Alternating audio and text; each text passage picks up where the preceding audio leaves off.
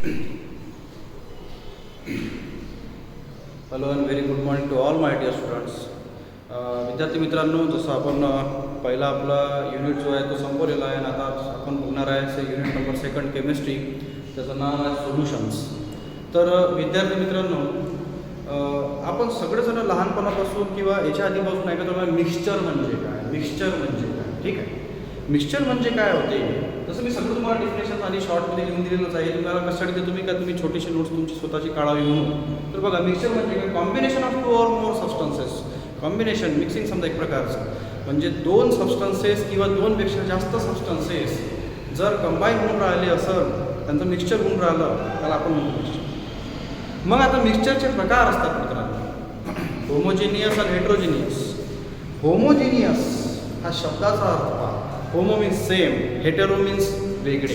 ठीक आहे, बघा, homogeneous mixing of component is uniform. Uniform म्हणजे एकजीव, आपण मराठीत म्हणू एकत्रित येणे, एकजीव होणे. म्हणजे जे 2 कंपोनंट युनिफॉर्मली सोल्युबल होत असेल किंवा ते मिक्स होऊन राहिले असेल, कॉम्बिनेशन त्यांचं युनिफॉर्म होऊन राहिलं असेल, तर त्याला आपण म्हणत असतो होमोजिनियस.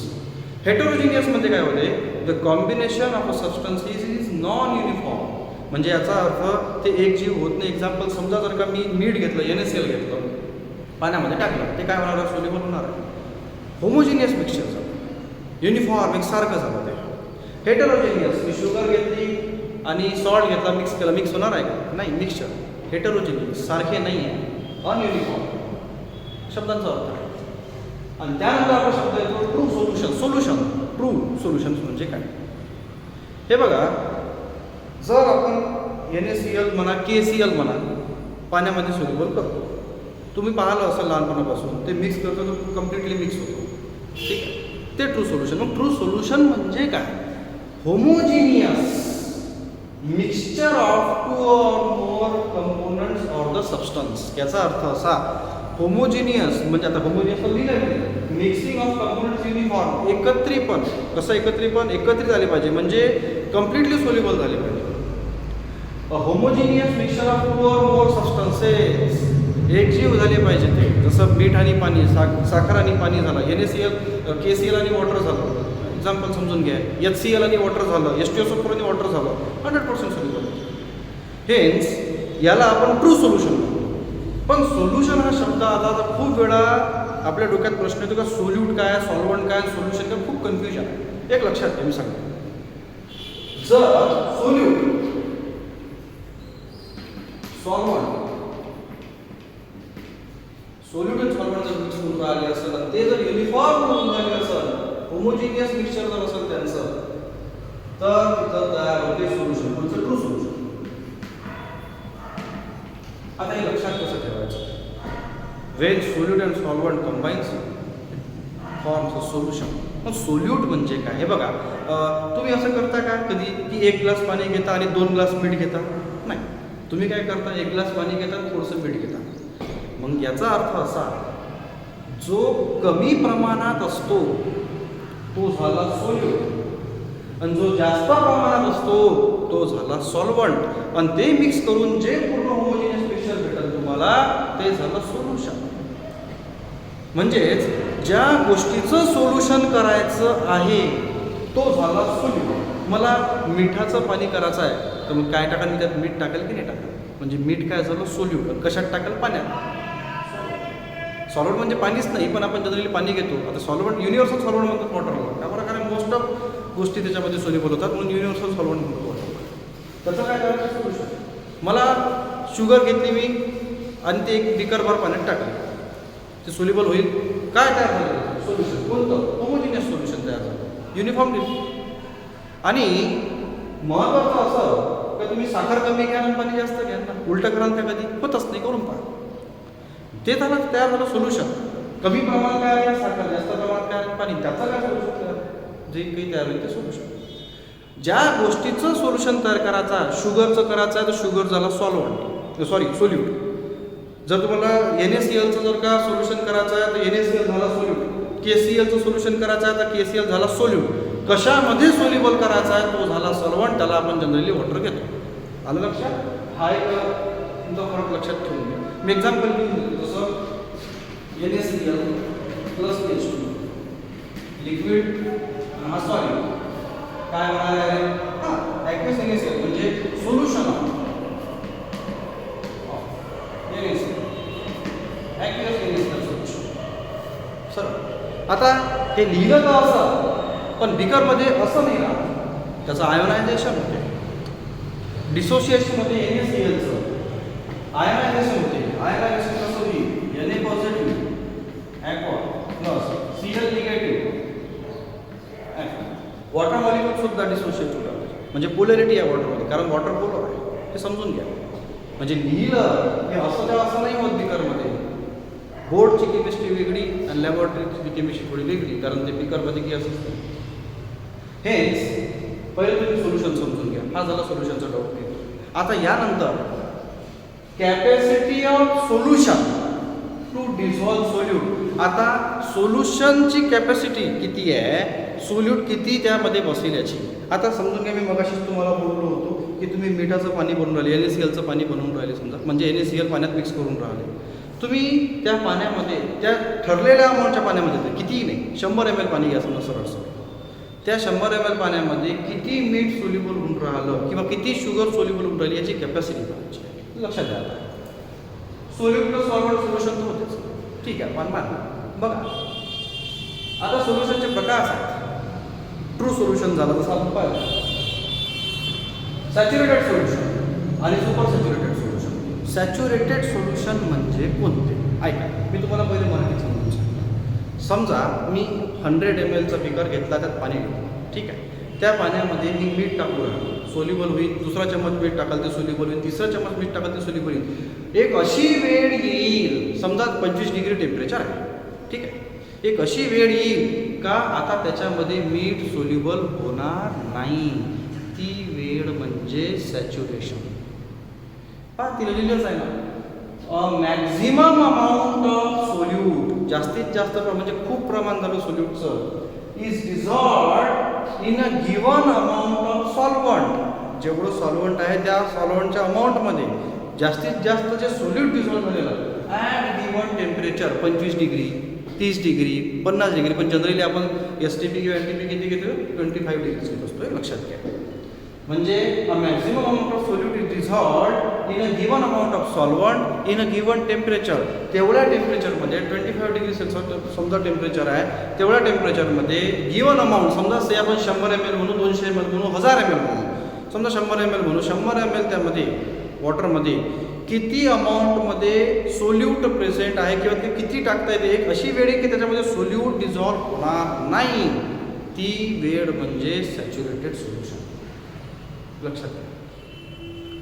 त्याच्यानंतर तयार होतं इक्विलिब्रियम. समजा म्हणजे काय झालं, आता सोल्यूट आणि सॉल्व्हंट NaCl आणि वॉटर आहे, समजा काय होईल पहिले? डिझॉल्युशन होईल ना.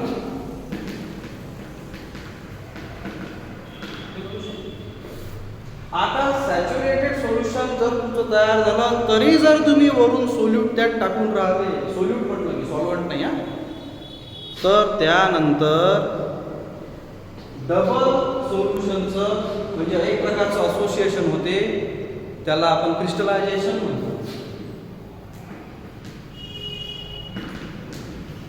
क्रिस्टलायझेशन ही प्रक्रिया सॉलिड बनवण्याची असते, ठीक आहे.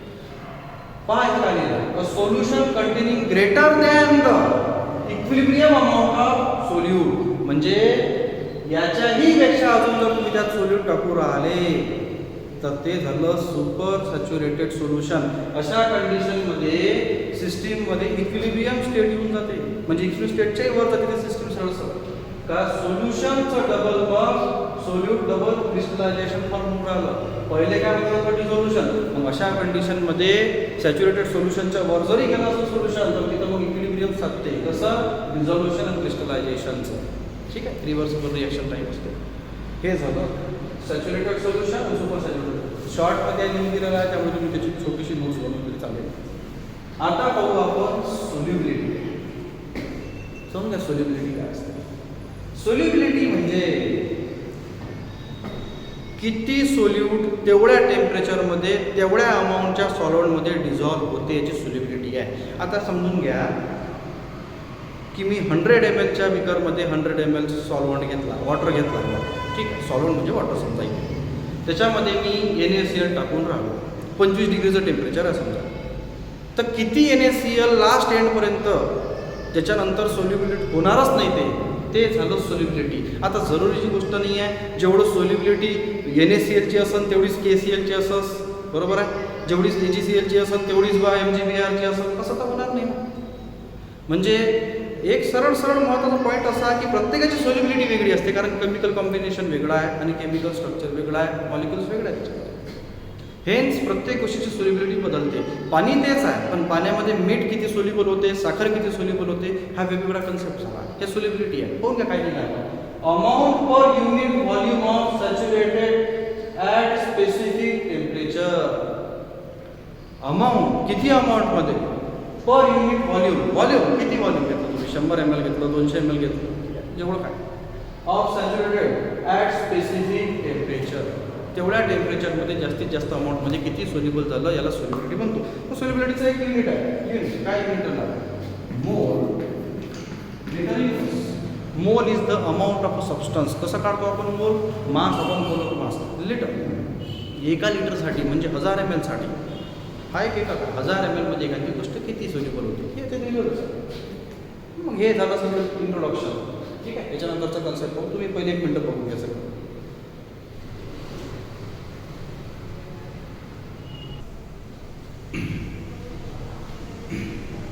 तर विद्यार्थी मित्रांनो, आता आपण बघणार फॅक्टर्स अफेक्टिंग सोल्युबिलिटी. तर फॅक्टर्स अफेक्टिंग सोल्युबिलिटी म्हणजे असे कोणकोणते फॅक्टर्स असतात ज्यांना सोल्यूट सॉल्व्हंटमध्ये डिझॉल्व जास्त होईल की कमी होईल हे डिसाईड होईल, ठीक आहे. तर बघू आपण. पहिला फॅक्टर आहे nature of a solute and solvent. Nature कसं असलं पाहिजे सोल्यूटचं आणि सॉल्व्हंटचं बघू, ठीक आहे. बघा, वाक्य आहे, if the chemical character of a components are similar then they have much more solubility in each other. म्हणजे जर त्यांचं केमिकल कॅरेक्टर जर का दोघांचं सिमिलर असेल, सेम असेल, तर ते एकमेकांची सोल्युबिलिटी दाखवतात. Then we use the word like dissolve. म्हणजे याचा अर्थ असा की आपण म्हणतो पूर्णपणे ते सोल्युबल झालेलं आहे. आता अजून एक फॅक्टर असं बोलले जाते, if the intermolecular forces are the same between the two molecules of the substances they have the solubility in each other more. म्हणजे त्यांचे इंटरमॉलिक्युलर फोर्स ऑफ अट्रॅक्शन जर का सिमिलर असेल तर ते एकमेकांमध्ये चांगल्या प्रकारे सोल्युबल होऊ शकतात आणि पोलर सोल्यूट पोलर सॉल्व्हंटमध्येच डिझॉल्व्ह होतो, हे महत्त्वाचं आहे. आता याच्यामध्ये फॅक्टर्स कसं आहे बघा, याच्यामध्ये फॅक्टर्स कसे का सोल्यूट सॉल्व्हंट आणि सॉल्व्हंट सोल्यूट इंटरॅक्शन हे सिमिलर मॅग्निट्यूडमध्ये असतात. The polar solute dissolved in polar solvent because there is a factors that is solute solvent and solvent solute interaction having the similar magnitude. असं example घ्या की समजा NaCl आहे, ठीक आहे. आपण पाहू एक्झाम्पल NaClचं. समजा NaClला तुम्ही वॉटरमध्ये टाकून राहिले, डिझॉल्व्ह करून राहिले, तर सगळ्यात पहिले काय होईल, dissociation, Na positive Cl negative. तिथं 3 प्रकारच्या गोष्टी कम्पेअर करता येतात, म्हणजे कम्पेरेबल राहील. पहिलं आयन डायपोल इंटरॅक्शन. हे बघा, Na positive Cl negative dissociate होईल, Na positive characteristic Cl negative characteristic. Water molecule बघा, ऑक्सिजन. आता इथं काय मिळालं, डायपोल कन्सेप्ट प्रकारचं, म्हणजे आयन डायपोल. हा डायपोलर आहे, वॉटर बायपोलर आहे, ion dipolar interaction, ion dipolar interaction. दुसऱ्या प्रकारचं इंटरॅक्शन राहील वॉटरमध्ये हायड्रोजन बॉन्डिंग आहे, there is a hydrogen bonding between the water molecules. आणि तिसऱ्या प्रकारचं इंटरॅक्शन आहे, there is a ion interaction, म्हणजे या NaCl सोबतचं इंटरॅक्शनच्या 3 प्रकारच्या गोष्टी इथं असतात, हे लक्षात घ्या. आणि महत्त्वाचं असं का पोलर सोल्यूट आणि पोलर सॉल्टमध्ये डिझॉल्व्ह होतो, नॉन पोलरमध्ये पोलर डिझॉल्व्ह होत नाही, ते करून घ्यावं लागतं. तर हे अशा प्रकारे इथं असं अजून एक एक्झाम्पल जर समजा द्यायचं असलं समजा तुम्हाला की आता नॉन पोलर सोल्यूट आणि नॉन पोलर सॉल्व्हंट, जसं एक्झाम्पल दिलेलं आहे बुकमध्ये, कोलेस्ट्रॉल हे नॉन पोलर सोल्यूटमध्ये येते, ते वॉटरमध्ये डिझॉल्व्ह होणार नाही, पण ते बेन्झिनमध्ये डिझॉल्व्ह होते, कारण बेन्झिन हे सुद्धा नॉन पोलर सॉल्व्हंट आहे. तर पोलर सोल्यूटमध्ये पोलर सॉल्व्हंट पोलर सॉल्व्हंटमध्ये पोलर सोल्यूट डिझॉल्व्ह करता येतो आणि नॉन पोलर जर का सोल्यूट असेल तर नॉन पोलर सॉल्व्हंटमध्ये त्याला डिझॉल्व्ह करावं लागेल, नॉर्मल कंडिशनवर तर असं होईल. हे झालं नेचर ऑफ सोल्यूट. आता मी पॉईंट्स सांगितले तुम्हाला, ते तुम्ही डबल ऐकले तरी चालेल का, कोणते कोणते पॉईंट्स महत्त्वाचे आहेत. दुसरा आहे factors affecting with respect to the temperature of solubility. म्हणजे आता टेम्परेचर वाढलं किंवा कमी झालं तर सोल्यूट फॉर्म डिझॉल्व्ह होईल का नाही. हे बघा कसं आहे, आपल्याला या युनिटमध्ये दोन प्रकारच्या गोष्टी महत्त्वाच्या पाहायच्या आहे का, सॉलिड सोल्यूट आणि सॉल्वंट वॉटर याचं सोल्युशन. दुसरं लिक्विडमध्ये कोणती गोष्ट कशी सोल्युबल आहे किंवा गॅस एखाद्या लिक्विडमध्ये कसा सोल्युबल आहे. बघा आपण काय बोलतोय का एखाद्या गोष्टीची सोल्युबिलिटी, एखाद्या सबस्टन्सची सोल्युबिलिटी हे त्याच्या एन्थाल्पी ऑफ रिॲक्शनवर डिपेंड असते. A solubility of a substance with temperature depends on the enthalpy of the solution. आता एन्थाल्पी ऑफ द सोल्युशन म्हणजे काय, heat of the solution reaction एक प्रकारची. म्हणजे कसं होते का amount of heat or enthalpy gain or loss by the reaction or the systems when they are mix to form a solution. एखादा substance एखाद्या सॉलिडमध्ये डिझॉल्व्ह झाल्यानंतर तो एंडोथर्मिक की एक्झोथर्मिक हीट बाहेर काढेल की हीट त्याला लागेल तो ॲब्झॉर्ब करेल याच्यावर त्या रिॲक्शनची एन्थाल्पी डिपेंड असते. ठीक आहे, हे लक्षात घ्या. If a substance dissolved in water by endothermic reaction, then the solubility of that substances increases with increasing temperature. म्हणजे जर एखादा सबस्टन्स पाण्यात मिक्स केल्यावर एंडोथर्मिक रिॲक्शन म्हणजे तो स्वतः हीट ॲब्झॉर्ब केल्यानंतर सोल्युबल होऊन राहिला असेल तर अशा सबस्टन्सची सोल्युबिलिटी अजून वाढते जर टेम्परेचर वाढलं तर. आणि if the substance shows the endothermic reaction while dissolved in water then its solubility much more decreases as compare to the as the temperature increases. म्हणजे आता होते कसं बघा, एक्झाम्पल समजा द्यायचं दिसतं, समजा KCl आहे, पोटॅशियम क्लोराईड. हा पाण्यात जेव्हा सोल्युबल करता हा एंडोथर्मिक रिॲक्शन दाखवतो. एंडोथर्मिक एक्झोथर्मिकचं तुम्हाला मी लिहून देतो, समजून घ्या काय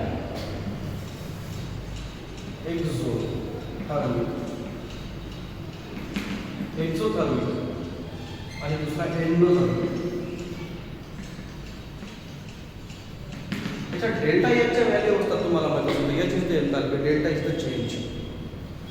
हे इज द एंडोथर्मिक. एक्झोथर्मिक म्हणजे negative value of delta H and the endothermic is the positive value of delta H. आता याचा अर्थ समजून घ्या शांततेने. जर रिॲक्शन एक्झोथर्मिक असेल तर ती रिॲक्शन हीट बाहेर सोडेल. जसं आपण पाण्यामध्ये ॲसिड टाकल्यानंतर बिकर गरम होतो मित्र हो, ती रिॲक्शन एक्झोथर्मिक आहे. बिकर गरम होतो म्हणजे हीट बाहेर चालली, सरळ आहे. जर एखादी गोष्ट एंडोथर्मिक असेल तर तिला हीट द्यावी लागेल म्हणून पॉझिटिव्ह निघत असेल निगेटिव्ह असं लक्षात ठेवलं तरी चालेल तुम्ही. तर समजा एखादी गोष्ट आहे, आता तुम्हाला प्रत्येक गोष्टीला तुम्ही आता सर आम्ही KCl खूप वेळा NaCl खूप वेळा आम्ही पाण्यात टाकला, आम्हाला तर काही बिकर गरम करावं लागला नाही. अरे बेटा ते लॉबचं टेम्परेचर तेवढं असं 25 डिग्री 30 डिग्री टेम्परेचर जनरली राहते, ते तर प्लसमध्येच झालं ना. एक्सेस ऑफ टेम्परेचर तुम्हाला जाणवून नाही राहिलं. 5 डिग्री जरी असेल तरी ते +5 डिग्री आहे ना. -5 तर तेव्हा होईल जेव्हा मायनस जाईल. हेच एंडोथर्मिक जर असेल तर ती हीट ॲब्झॉर्ब करते सराउंडिंगमधली वगैरे आणि ते डेल्टा एच व्हॅल्यू पॉझिटिव्ह होते, लक्षात ठेवायचं. ठीक आहे. जर काय KCl आहे तो पाण्यात डिझॉल्व्ह केल्यानंतर एंडोथर्मिक रिॲक्शन दाखवतो, म्हणजे त्याला तो हीट ॲब्झॉर्ब करतो आणि सोल्युबल होतो. अशा कंडिशनमध्ये असे कंपोनंट्सला हीट दिल्या त्यांची सोल्युबिलिटी अजून वाढते. दुसऱ्या कंडिशनमध्ये आपण दिलं आहे एक्झाम्पल सोडियम सल्फेट म्हणजे Na2SO4 म्हणा किंवा CaCl2 कॅल्शियम क्लोराईड म्हणा. हे सबस्टन्सेस जेव्हा वॉटरमध्ये तुम्ही डिझॉल्व्ह कराल तेव्हा ते एक्झोथर्मिक रिॲक्शन्स दाखवतात आणि अशा कंडिशनमध्ये हीट जेवढी दिली तेवढी एकदम त्यांची सोल्युबिलिटी जास्त वाढत नाही, होऊ शकते थोडी कमी सुद्धा होईल असं थिअरीचं म्हणणं आहे. ठीक आहे. आता याच्यानंतर आपण पाहूया graph solubility with respect to temperature. ठीक आहे.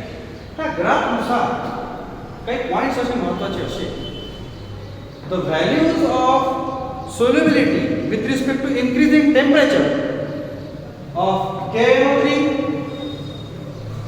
NaNO3 and KBr increases with increasing temperature. म्हणजे या तिघांचं सोल्युबिलिटी अजून वाढन आणि जास्तीत जास्त प्रमाण ॲप्रिशिएबल वाढेल जेवढं टेम्परेचर वाढन. पण the solubility values of NaCl, KCl and NaBr increases but small in quantity, small in amount when the temperature increases. Increase होऊन राहिलं पण यांची थोडी जास्त प्रमाणात वाढून राहिली सोल्युबिलिटी आणि यांची काही खूप जास्त नाही, यांची ॲप्रिशिएबल आहे आणि यांची स्मॉल अमाऊंटमध्ये आहे. अजून याच्यामध्ये फॅक्टर तुम्ही काढणार आहे तो ग्राफ अशा प्रकारे खाली येईल म्हणजे याचा अर्थ असा आहे का सोल्युबिलिटी कमी होईल. एक्झाम्पल आहे Na2SO4 म्हणजे सोडियम सल्फेट. मी मगाशीच बोललो का टेम्परेचर जर वाढलं त्याची सोल्युबिलिटी उलटी कमी होते, काही सबस्टन्सचं असं प्रमाणात असंही राहते, हे समजून घ्या. ठीक आहे, हे अशा प्रकारे राहते. आता याच्यामध्ये अजून एक फॅक्टर हे तर झालं सॉलिडचं, का सॉलिड जर वॉटरमध्ये डिझॉल्व्ह करत तर कसं होईल, पण गॅसचं थोडं वेगळं आहे बेटा. If the temperature is more then the solubility of gas in water is decreases. म्हणजे as the temperature increases the solubility of a gas in water decreases. त्याचं रिझन आहे, जसा गॅस वॉटरमध्ये एंटर करतो गॅस मॉलिक्युल्स कंडन्स होतात, condensation एक प्रकारचं, आणि condensation हे एक्झोथर्मिक रिॲक्शन आहे. जसंच टेम्परेचर वाढल गॅस मॉलिक्युल्स पाण्यामध्ये जास्त वेळ राहू शकत नाही, तसंही गॅसचं कायनेटिक एनर्जी फार जास्त वाढून जाते. जेव्हा टेम्परेचर दिला जातो तो गॅस मॉलिक्युल तिथं फार जास्त राहू शकत नाही. वॉटर मॉलिक्युल त्या गॅसला खूप जास्त पकडून ठेवू शकत नाही, काऊन का टेम्परेचर वाढते. आता हा प्रॉब्लेम कधी येतो, आपण इंडस्ट्रियल रिव्हॉल्युशनमध्ये आहे, अमेरिकन किंवा इंडियन किंवा कोणत्याही कंपनी म्हणा, आपण न्यूक्लिअर पॉवर प्लॅन्ट वापरतो, त्यांना थंड करण्यासाठी कूलंट म्हणून आपण पाणी वापरतो. ते पाणी थंड केल्यानंतर त्या पाण्याचं टेम्परेचर तर वाढेल असणार आहे. जसं सपोज तुम्ही जर एखादं दूध घेतलं, त्याला गरम केलं, त्याला थंड करा, तुम्ही पाण्यात ठेवता, त्या पाण्याचं टेम्परेचर जेव्हा दूध थंड होते तेव्हा ते पाणी थोडं गरम होते का नाही होत, म्हणजे टेम्परेचर वाढलं. अशा कंडिशनमध्ये त्या वॉटरमध्ये ऑक्सिजन पर्सेंटेज कमी होऊन जाते. तसंही पाण्यामध्ये ऑक्सिजन फार कमी सोल्युबल असते, सगळ्यात जास्त सोल्युबल असते ऑक्सिजन रक्तामध्ये. तर अशा कंडिशनमध्ये ते पाणी गरम होते आणि ते पाणी गरम झाल्यामुळे त्या पाण्यातलं ऑक्सिजन लेवल पर्सेंटेज कमी होते आणि तिथं तयार होते डिझॉल्ड ऑक्सिजन लेवलचं पर्सेंटेज कमी, म्हणजे तिथं BOD CODचे कन्सेप्ट वाढतात, म्हणजे बायोलॉजिकल ऑक्सिजन डिमांड वाढून जाते. अशा कंडिशन तिथच्या प्राण्यांना ऑक्सिजन कमी पडतात आणि तिथे एक प्रकारची बायोडायव्हर्सिटी एक नष्ट होऊ शकते, आपण असं जरी म्हटलं तरी चालेल. हे समजून घ्या पहिले. ठीक आहे, यानंतर आपण effect of pressure on solubility. Pressure जर वाढलं किंवा कमी झालं तर सोल्युबिलिटी वाढेल का नाही. दोन प्रकार गोष्टी आपण पाहिल्या आहे. जर का सॉलिड लिक्विडमध्ये सोल्युबल होत असेल तर काय, आणि लिक्विडमध्ये म्हणा किंवा गॅस लिक्विडमध्ये म्हणा. सगळ्यात पहिले आपण बघू का जर का सॉलिड लिक्विडमध्ये सोल्युबल होत असेल तर प्रेशरचा इफेक्ट पडतो का, बिलकुल पडत नाही. Solids are incompressible, liquids are also incompressible. सॉलिडला तुम्ही कॉम्प्रेस करू शकत नाही लवकर, हा एक पॉईंट आपण बोललेलो याच्या आधी, हे जनरल आहे. त्यामुळे there is no effect of increase or decrease in pressure in the solid solute in the solubility. म्हणजे सॉलिड जर सोल्यूट असेल आणि प्रेशर वाढलं किंवा कमी जरी झालं तर त्याचा इम्पॅक्ट फॅक्टर वाढत नाही, बिकॉज सॉलिड्स आर इनकम्प्रेसिबल. पण जर एखादा गॅस असेल आणि त्याला पाण्यात जर सोल्युबल करायचं असेल तर प्रेशर जेवढं वाढेल तेवढं त्या गॅसची सोल्युबिलिटी वाढते. म्हणूनच हेनरीज लॉ आहे, according to the Henry's law. आता बघा काय नाही तुम्ही हेनरीज लॉ.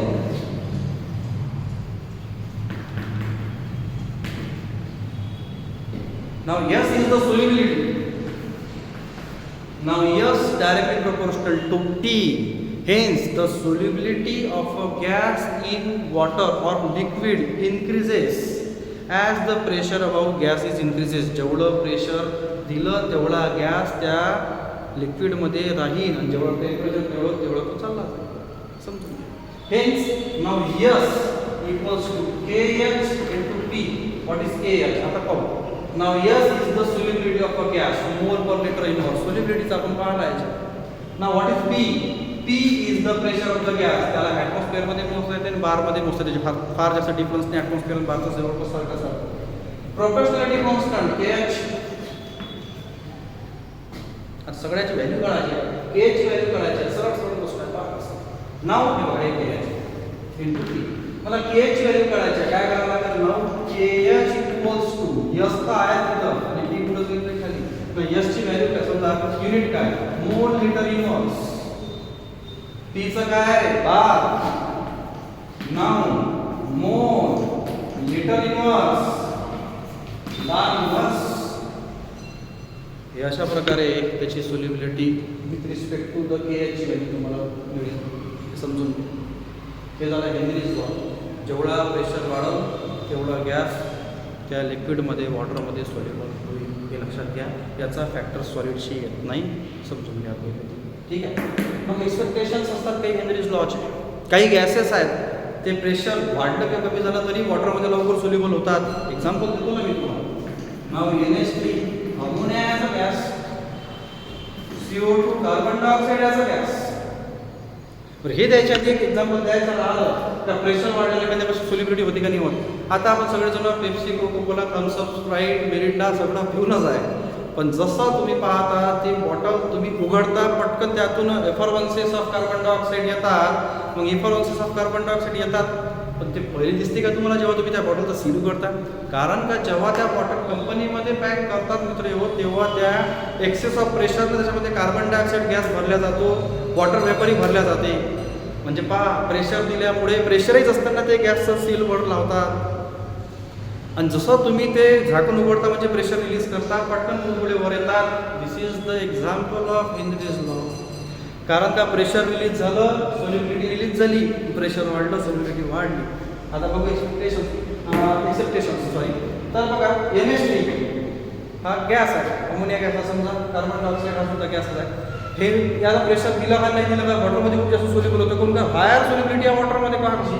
समजा एक्झाम्पल देतो मी, नाव NH3 गॅस प्लस आजी H2O ॲज अ लिक्विड. काय होणार आपलं काय? H2 आहे म्हणजे H आणि OH असेल ना. NH3 आहे तर एक हायड्रोजन इकडे NH4 आणि OH म्हणजे NH4OH. हायर सोल्युबिलिटी आहे. कार्बन डायऑक्साईडचा करून दाखवतो ना. नाव CO2 plus H2O liquid gas. नाव काय होणार? कार्बनिक ऍसिड H2CO3.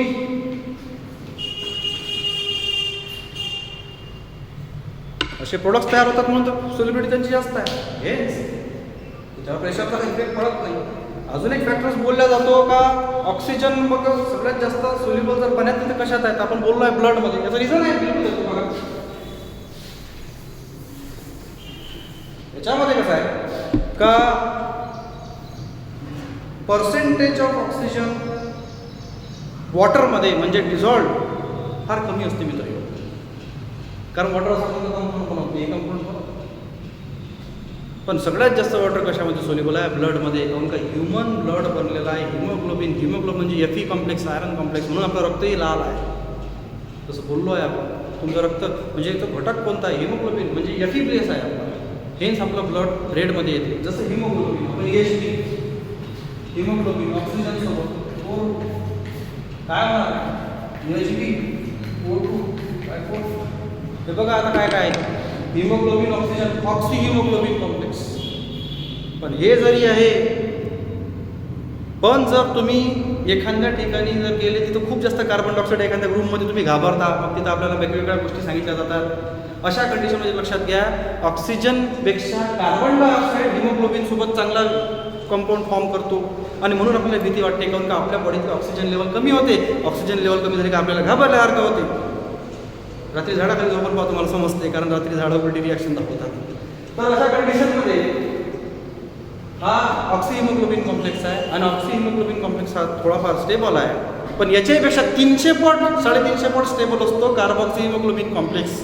हेन्स कार्बन डायऑक्साईडचं लेवल जास्त झाली, तुमचा जीव गुदमरतो, भीती वाटते, असं काहीतरी वेगळं डोकं चक्रवर्ती आणि वेगळं काही असे दिसल्यासारखे वाटते आपल्याला. पण ते एक फक्त हेच आहे का आपल्याला आपलं फ्यूल भेटत नाही, कारण का कार्बन डायऑक्साईड आहे. जर हा असं कार्बन डायऑक्साईड असेल तर हिमोग्लोबिन कार्बन डायऑक्साईड सोबत कपल्ड होतो, पण ऑक्सिजन सोबत होत नाही, कारण का त्याचं 300 पट मोस्ट स्टेबल कॉम्प्लेक्स तो तयार करतो.